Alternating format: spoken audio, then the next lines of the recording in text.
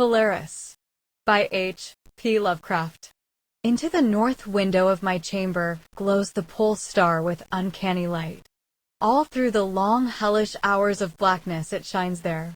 And in the autumn of the year, when the winds from the north curse and whine, and the red-leaved trees of the swamp mutter things to one another in the small hours of the morning under the horned waning moon, I sit by the casement and watch that star. Down from the heights reels the glittering Cassiopeia as the hours wear on, while Charles's Wain lumbers up from behind the vapor-soaked swamp trees that sway in the night wind. Just before dawn, Arcturus winks ruddily from above the cemetery on the low hillock, and Coma Berenice's shimmers weirdly afar off in the mysterious east, but still the pole star leers down from the same place in the black vault, winking hideously like an insane watching eye which strives to convey some strange message, yet recalls nothing save that it once had a message to convey. Sometimes, when it is cloudy, I can sleep. Well do I remember the night of the great aurora, when over the swamp played the shocking coruscations of the demon light. After the beam came clouds, and then I slept. And it was under a horned waning moon that I saw the city for the first time. Still and somnolent did it lie, on a strange plateau in a hollow betwixt strange peaks. Of ghastly marble were its walls and its towers, its columns, domes, and pavements. In the marble street were marble pillars, the upper parts of which were carven into the images of grave, bearded men. The air was warm and stirred not. And overhead, scarce 10 degrees from the zenith, glowed that watching pole star. Long did I gaze on the city, but the day came not. When the red Aldebaran, which blinked low in the sky but never set, had crawled a quarter of the way around the horizon, I saw light and motion in the houses and the streets. Forms strangely robed, but at once noble and familiar, walked abroad, and under the horned waning moon men talked wisdom in a tongue which I understood, though it was unlike any language I had ever known. And when the red Aldebaran had crawled more than halfway around the horizon, there were again darkness and silence. When I awaked, I was not as I had been. Upon my memory was graven the vision of the city, and within my soul had arisen another and vaguer recollection, of whose nature I was not then certain. Thereafter, on the cloudy nights when I could sleep, I saw the city often, sometimes under that horned waning moon, and sometimes under the hot yellow rays of a sun which did not set, but which wheeled low around the horizon. And on the clear nights the pole star leered as never before. Gradually I came to wonder what might be my place in that city on the strange plateau betwixt strange peaks. At first content to view the scene as an all-observant uncorporeal presence, I now desired to define my relation to it, and to speak my mind amongst the grave men who conversed each day in the public squares. I said to myself, this is no dream, for by what means can I prove the greater reality of that other life in the house of stone and brick south of the sinister swamp, and the cemetery on the low hillock, where the pole star peeps into my north window each night?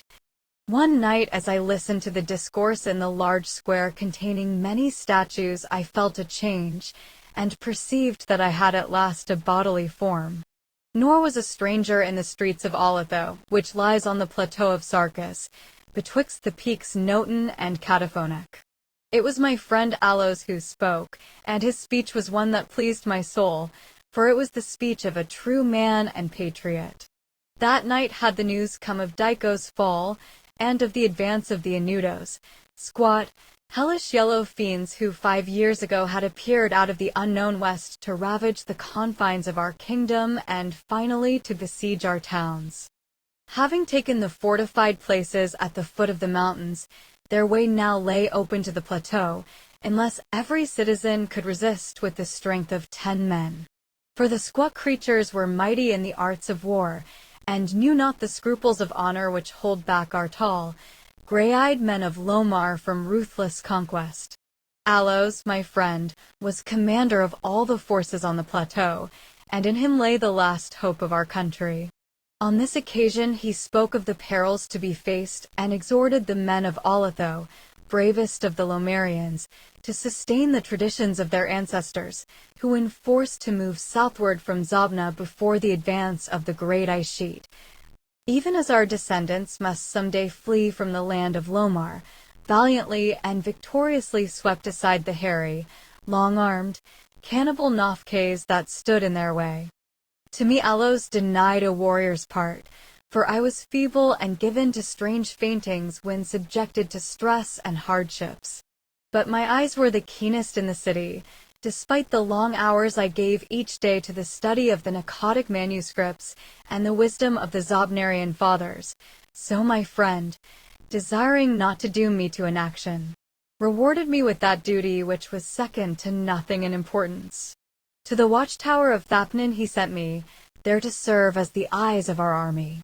Should the Anudos attempt to gain the citadel by the narrow pass behind the peak Noten and thereby surprise the garrison, I was to give the signal of fire which would warn the waiting soldiers and save the town from immediate disaster. Alone I mounted the tower, for every man of stout body was needed in the passes below. My brain was sore dazed with excitement and fatigue, for I had not slept in many days, yet was my purpose firm, for I loved my native land of Lomar, and the marble city Alatho that lies betwixt the peaks of Noten and Cataphonek. But as I stood in the tower's topmost chamber, I beheld the horned waning moon, red and sinister, quivering through the vapors that hovered over the distant valley of Banff. And through an opening in the roof glittered the pale pole star, fluttering as if alive, and leering like a fiend and tempter. Methought its spirit whispered evil counsel, soothing me to traitorous somnolence with a damnable rhythmical promise, which it repeated over and over. Slumber, watcher, till the spheres, 26,000 years, have revolved, and I return to the spot where now I burn. Other stars anon shall rise to the axis of the skies, stars that soothe and stars that bless, with a sweet forgetfulness. Only when my round is o'er shall the past disturb thy door. Vainly did I struggle with my drowsiness, seeking to connect these strange words with some lore of the skies which I had learnt from the Nakadic manuscripts. My head, heavy and reeling, drooped to my breast, and when next I looked up it was in a dream, with the pole star grinning at me through a window from over the horrible swaying trees of a dream swamp. And I am still dreaming.